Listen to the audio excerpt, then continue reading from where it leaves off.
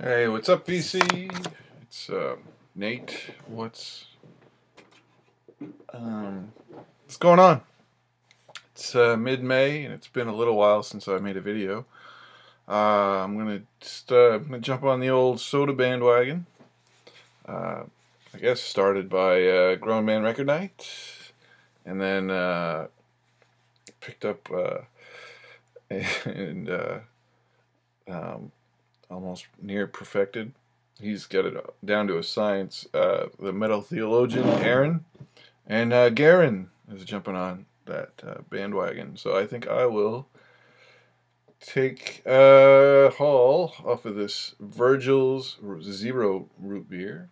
It is 0 calories, 0 caffeine, and 0 gluten, 0 sugar alcohol, which for me is bonus, and 0 preservatives. Lovely. So it's made with stevia. It's let's see if I can get stevia sweetened, and I've been drinking this like crazy lately. It's really good, and I've had to kick the fucking caffeine habit. Ugh, that's just been a nightmare.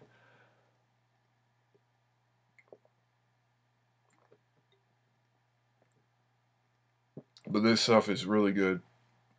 It's really good. I haven't had anything bad by Virgil's. When it comes to root beer or cream soda, there's miles away from anything else out there. I've got tons that I've got to show. I may or may not split this into 2 videos, but there's a lot.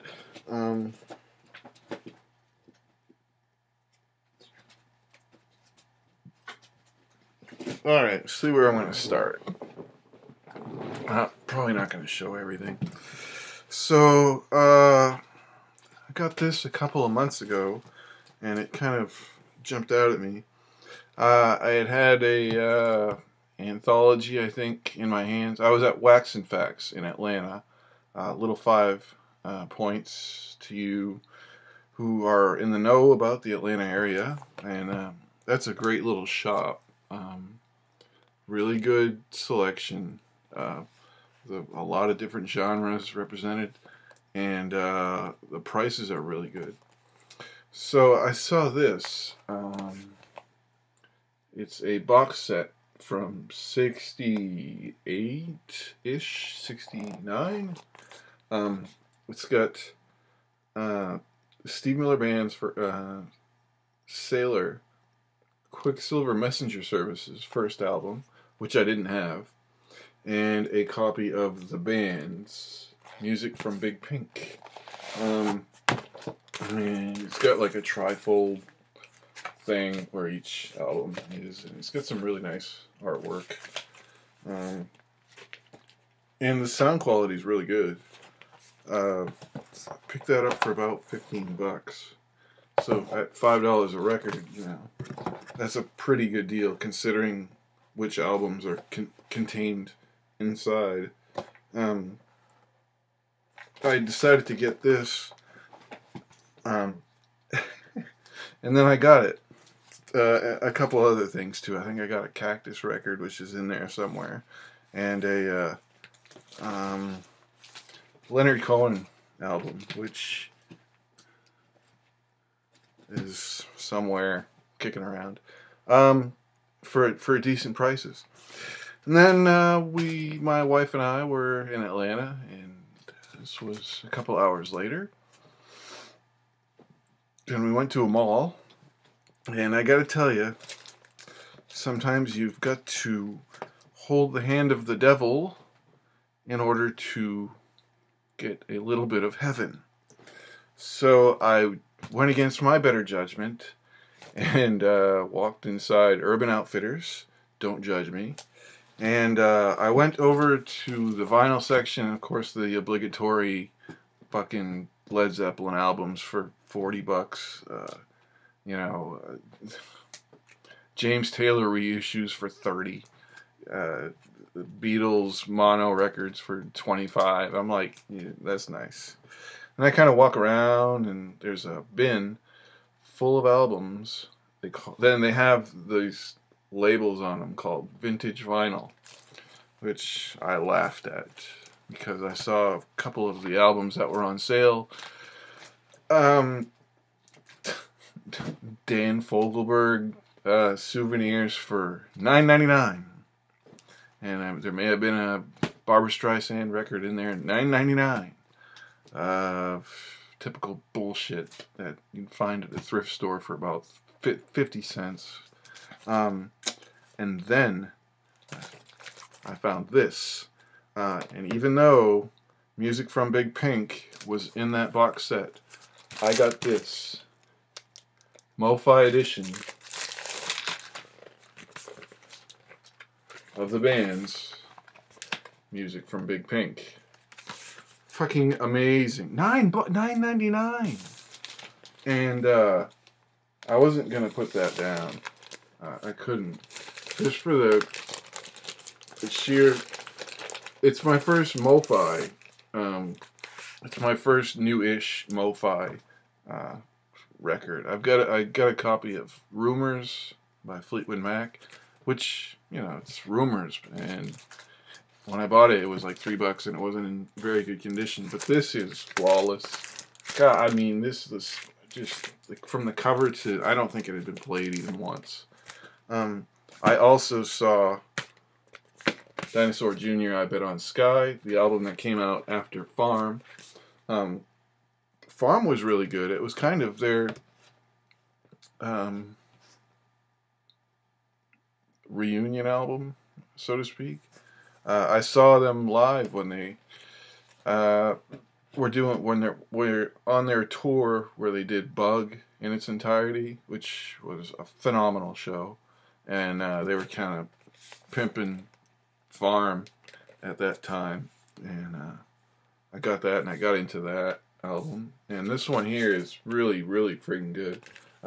Lou Barlow actually carries a good part of that one. And it's real outstanding. Sounds really good. Rob Penix, these next couple are for you. I walked into a consignment shop, and walking out the door was a friend of mine, and said hi to him. And he was actually dropping off records from a buddy of his who had passed away recently. And so I was torn, because you're buying a dead man's records. This is the way collections like that get built up. You buy dead people's records. You go to Goodwill or you go to thrift stores, and like somebody wants to get rid of their parents' albums, and anyhow, this consignment shop where I go all the time, everything's $3. So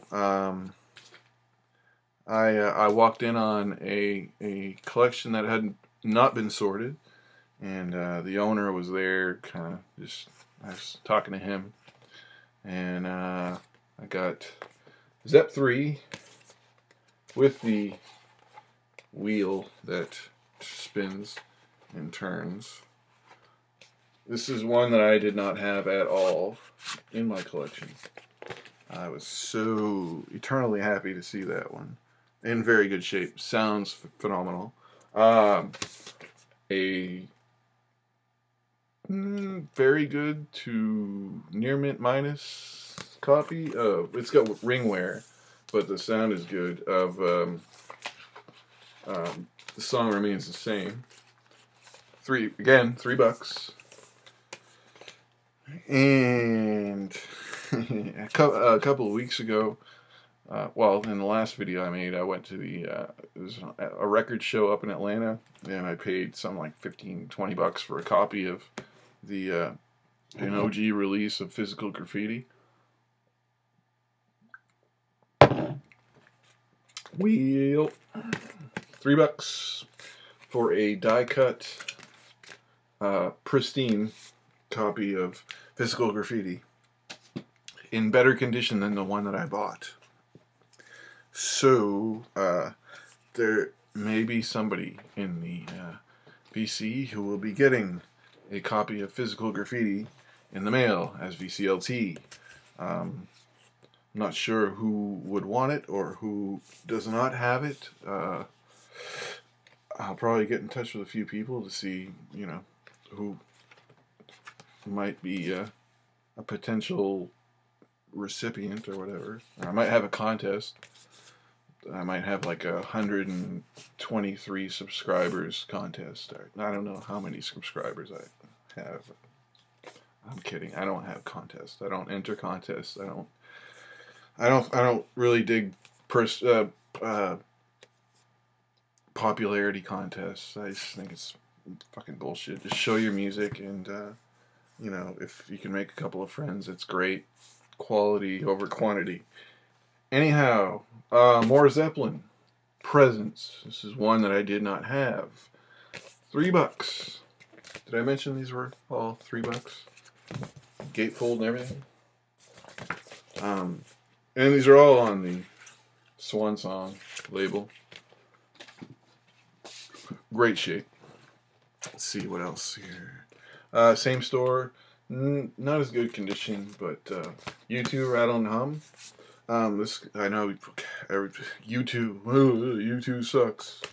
Yes, they do. Now they do. Since 1994, they have sucked royalty. I don't like them. I can't stand them. I don't like Bono. He's a pompous ass. But before then, they held a soft spot in my heart, and I really, they just spoke to me when I was in junior high and early years of high school, until I really kind of branched out and started listening to, like the Dead Kennedys or whatever. But Rattle and Hum was always a favorite of mine, and I was really glad to find that on vinyl. Let's see. This is some more stuff. These here I bought. Oh, never mind. I will show those later. Some more that I got for $3 at the same, a different trip to the same consignment shop. Flo and Eddie with Mark Volman and Howard Kaylan, Mark Volman, Ainsley Dunbar, of course, all from the Mothers of Invention. Rush, Grace Under Pressure. This is an album I did not have. It's got Distant Early Warning, Red Sector A, Enemy Within. From 1984 on Mercury, of course. Capital reissue of Ringo, Blast from Your Past, which is a compilation of his somewhat greatest hits from the early 70s. Neil Young, a not so great condition of Decade on Reprise. This I have not listened to or played. I'm really familiar with it, as I listened to it to death, played it to death on CD and or cassette when I was a lot younger. But every song is a winner on there. Win, Lose, or Draw, Allman Brothers, yet another Allman Brothers record to add to the collection. This is on the the beige Capricorn label. It's from, what year? What year is it? 75. Also in Hysteria for $3.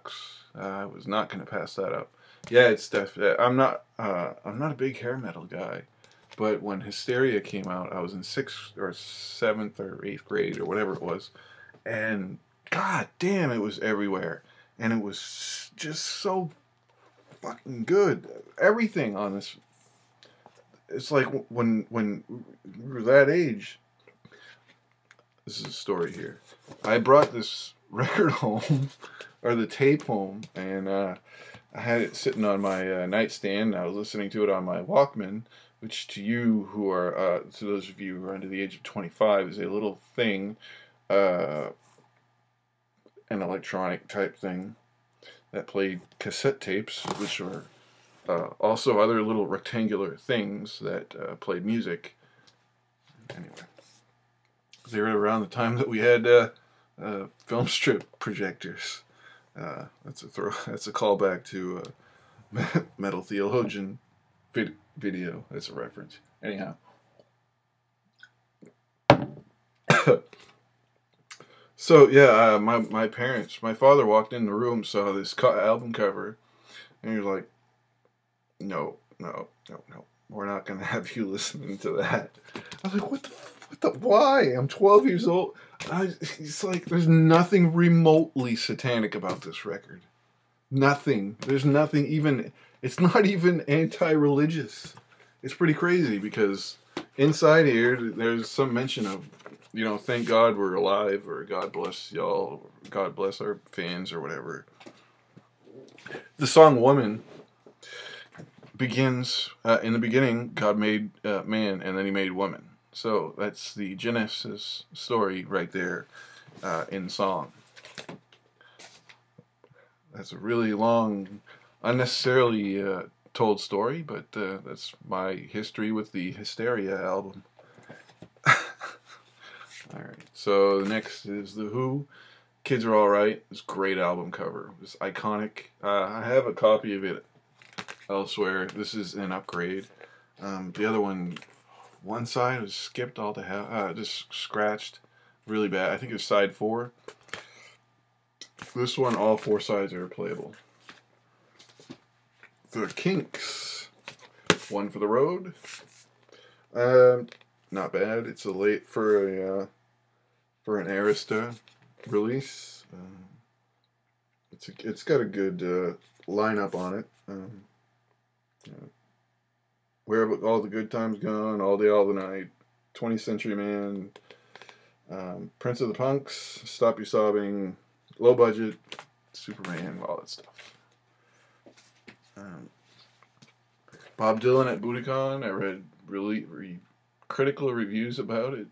Not so good, but I listened to it and I loved it. As far as he was experimenting, trying to diversify his technique.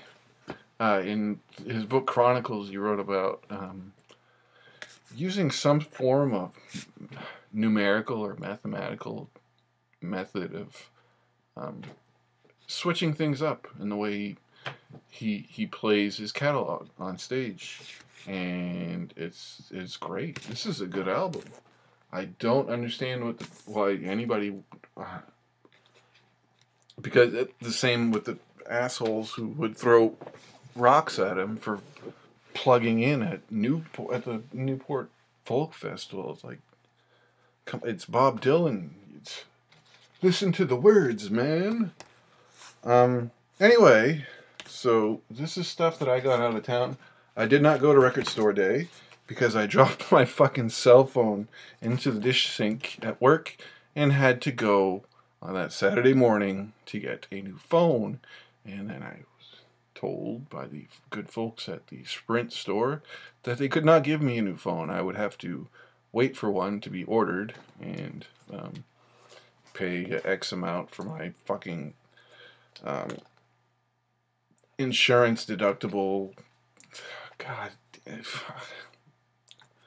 which was half of what the actual phone cost, which is just I'm still pissed off. Fucking pissed about that. It was like a month and a half ago. But anyway, I went to Orlando, Florida, and I hit a record store this past Friday or Saturday when I went out of town. And there were 2 things that I really wanted. There were more that I really, really, really wanted, but I just it was the Grandmaster Flash and Stiff Little Fingers 7-inch split of The Message. This has got, of course, the Sugar Hill. This is the Grandmaster Flash side. It's got the Sugar Hill label, and on the other side is the Stiff Little Fingers. Rhino reissued it. Of course, Rhino does all the side-by-side 7-inch splits for Record Store Day and does an excellent job. Second album from Record Store Day that was left over was the limited run on Social Distortion's self-titled record from 1990, 25th anniversary. Brookvale Records put it out. Sounds pretty damn good. Sounds as good as the CD sounded when I wrecked my car in August of 2000. Yeah, when I got my DUI in the August of 2000, 15 years ago. So the album's 25 years old, and I had that CD playing. I think it was Ball and Chain, and I'd been drinking a wee bit since noon, and it was about 11 o'clock at night. The things we do when we're absolutely stupid and young. So I was driving home, and the car flipped over once and then back on its wheels and did a 180. What I didn't realize in my stupid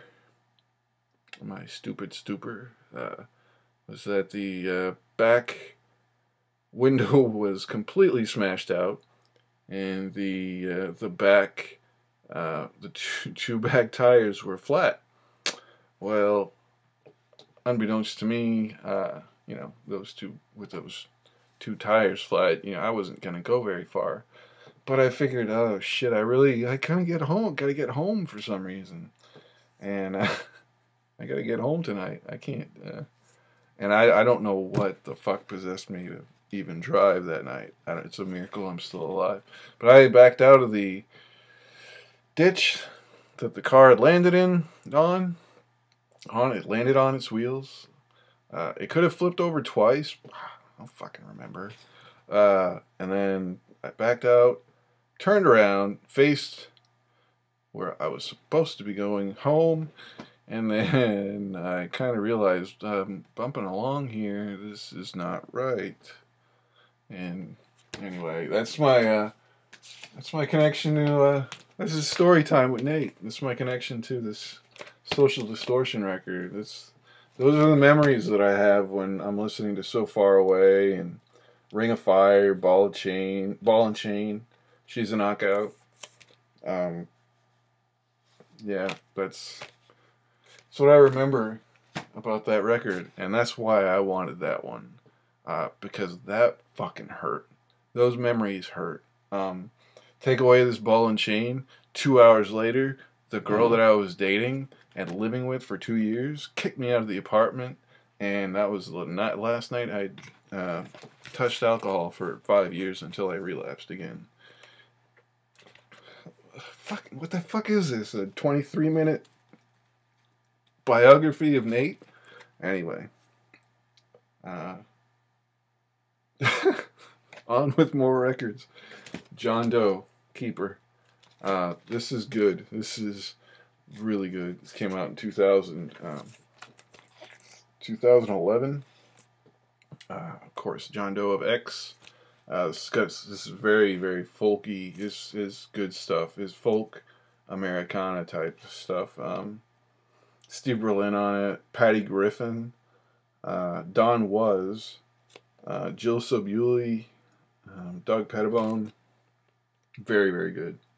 And it was on sale new at this was at Park Ave Compact Disc in Orlando, Florida, which is a decent shop if you're ever in the Orlando area.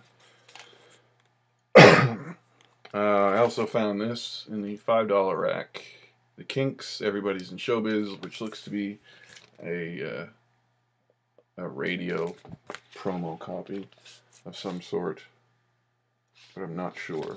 But it's on Dynaflex and is in perfect condition. I mean, the vinyl itself sounds really good.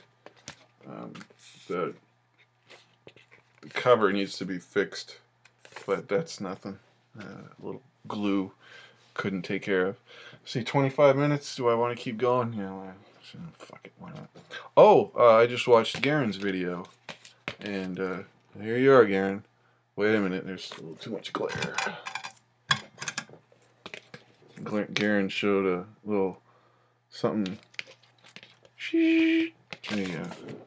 Of Carly Simon record. That's for this. Anyway, I've also got this here Iron Maiden record with which I got for $3. Peace of Mind. There's Eddie, or what looks to be Eddie. Really, I'm not the biggest Iron Maiden fan, but I really do. I thoroughly enjoy their, their aesthetic. Bruce Dickinson's a great singer, and I mean, I'm not, like, you can tell I'm not the biggest metal aficionado. I mean, I do appreciate some really, really good stuff, but I'm not I'm not nearly as well versed as some people are in the vinyl community, and I thank them for their astounding level of information and the education that I received from them. But anyway, more shit.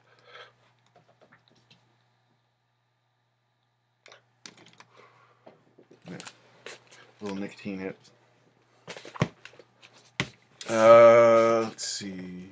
I was in Florida last week. I was getting off a cruise ship. That's this video is already too long. I'm not telling any fucking stories about that. REM Document, fucking wicked cheap, great record, great condition. Melanie live at Carnegie Hall. I really like Melanie Safka. I think she's got a great voice. This was like a 50-cent record, so I wasn't gonna pass up on it. Double live. She was at Woodstock, and I found this Woodstock 2. I'd been looking at this for a little while. This was at a little store. It was on the inside of a strip mall, and it was just this guy in a little room. And he didn't have many records, but it's a record shop, but he didn't have a whole lot. But he had some good stuff. What he had in there, it was good, and the prices were right. So Woodstock 2 with some killer tracks by Mountain, Paul Butterfield, and of course the stuff by Jimi Hendrix that did not show up on the first Woodstock volume from the same show. English Beat. Fucking love these guys. This is from 1980. I just can't stop it. It's got Mirror in the Bathroom, Hands Off, She's Mine, Twist and Crawl, Tears of a Clown. Can't Get Used to Losing You. Then, of course, Dave Wakeling went on to become a member of General Public, and this is from 1984. All the Best. Or All the Rage. I'm sorry. It's got Tenderness on it. This is probably their General Public's most popular song. I also found in a cover that was in very just awful shape, but with vinyl that's in really good shape, and it's spotless. There's no static, there's no skips, no nothing. Plasmatics, Wendy O. Williams, Coup d'etat, Wendy O. Williams. Yeah, and it's less punk than I thought. Less punk than I remembered. It's more metal, which is fine. And check out that cover. Check out that picture on the back cover. How about that? Yeah, and the video for, I want to say, Put Your Love in Me. Yeah, check that out on YouTube. That was some pretty graphic and wild shit for 1983, 1984. Amazing. Anyway, Peter Gabriel, self-titled. This is one with Salisbury Hill. And Here Comes the Flood. Elvis Costello, slowly but surely. My Elvis Costello collection discography is becoming complete. If I can ever get my hands on a copy of the first Elvis Costello record, I will be forever grateful. Traffic, self-titled on United Artists. I got that for like $5. That's pretty cheap. So anyway, this is a home stretch. I probably got like 5 or 6 more to show. This is the home stretch. We were in the mall again. This was in Orlando, Florida. And, well, there was another Urban Outfitters, and I was like, well, they must have a fucking discount bin in there for vinyl. Why not? And, so I went and checked, and they did. They had stuff that was marked to $9.99.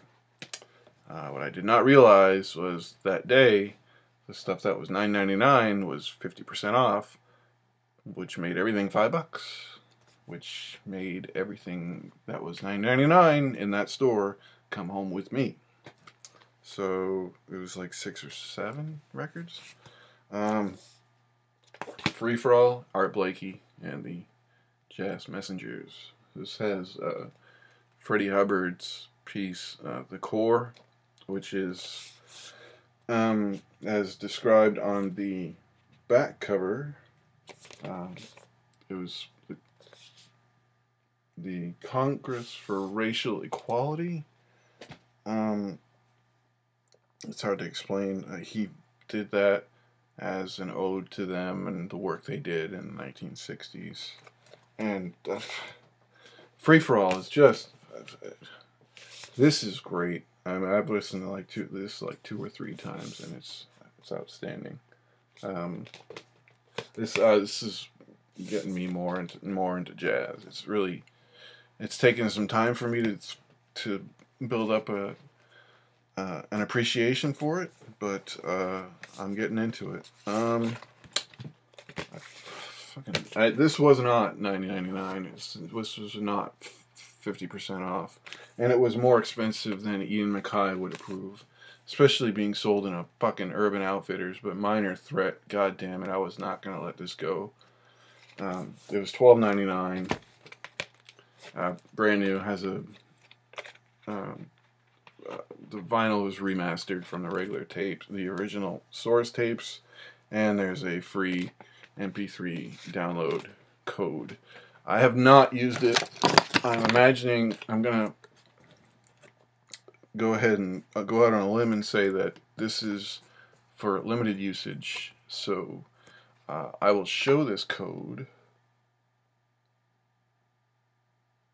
Pause it. And the first one who can actually get it and write it down and get that MP3 download now has a free MP3 copy of that album. I want to say their first 2 7-inch EPs. The one's released in '81.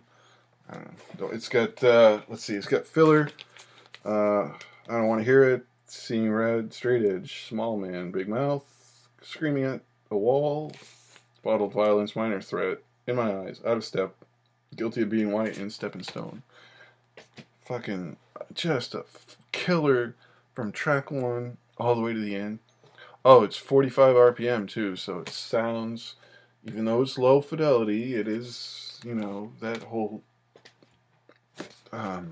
early Discord release of straight edge punk rock album. It sounds really, really, really good. I don't even know what to say about seeing this for $5 sealed. It's a re-release. It's the Upsetters Return of the Super 8. I do have a copy of, that's not it. I do have a copy of the Upsetters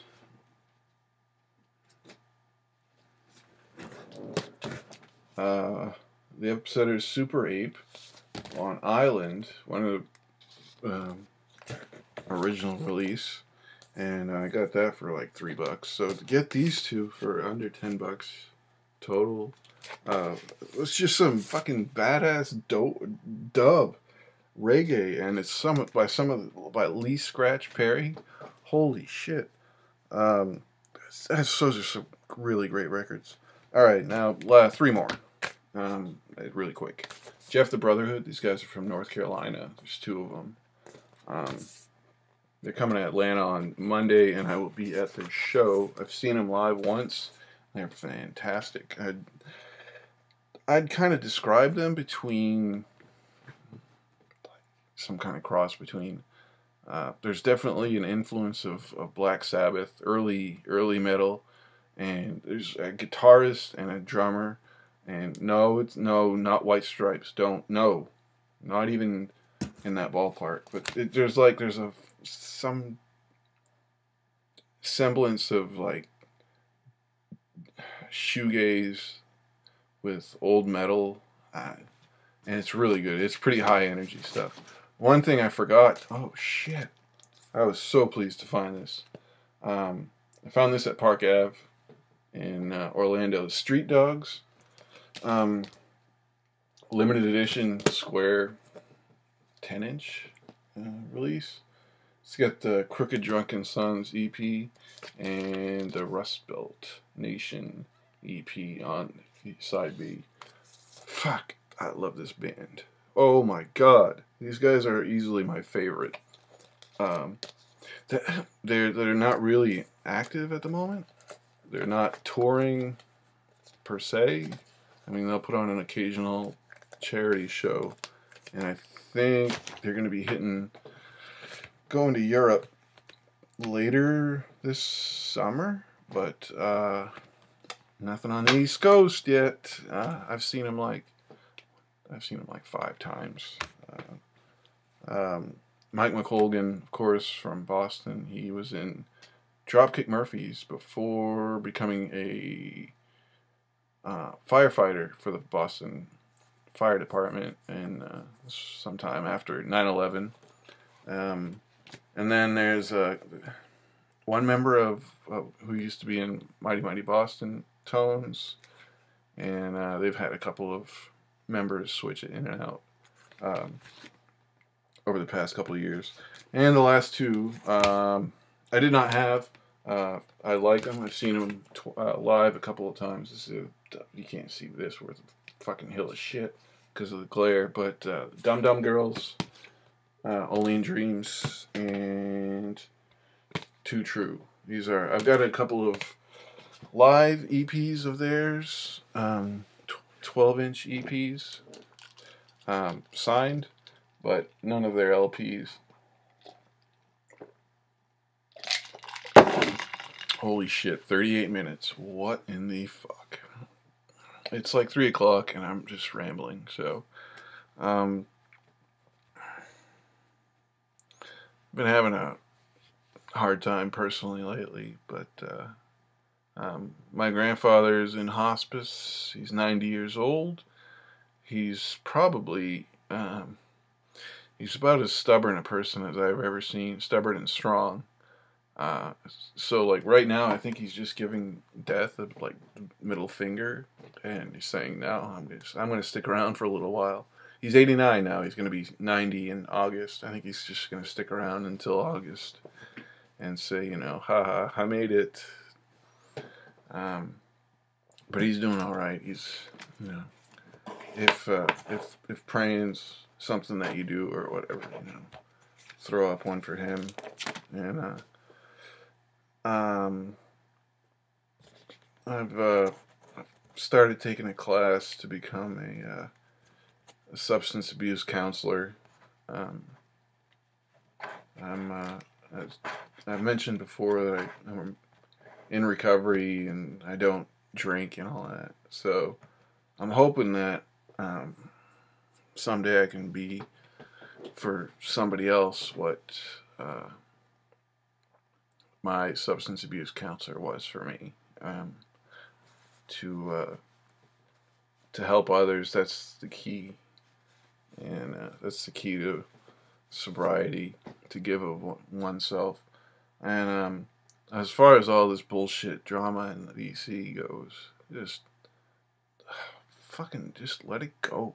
Just shut up and show your records, all right? I mean, it's. I know I talked a lot in this video. I probably shared a lot more than I have ever shared, but just fucking live and let live. There's not really much more to that. I mean, life's too short. So with that, and at 40 minutes, almost 41 minutes, oh wow, Zeke just put up a video at 41 minutes recently. So yeah, I'm gonna say have a good night, and just be well. Thanks.